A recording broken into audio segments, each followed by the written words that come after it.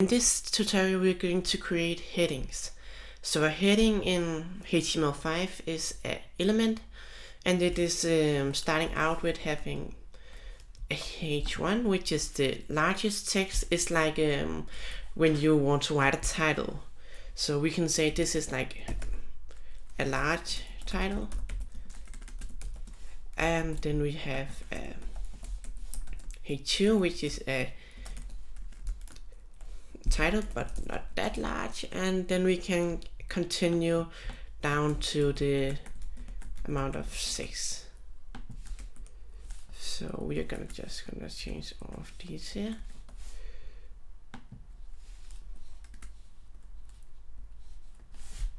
And oops, let's just change this to H2 and H3.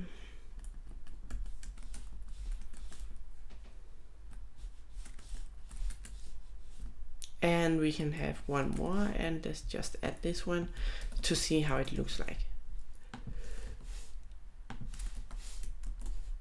Alright, so now we're gonna jump into our site here. And as you can see here, we have the largest one, then there's H2, H3, H4, H5, H6. So H1 is the largest, and then the smallest is H6.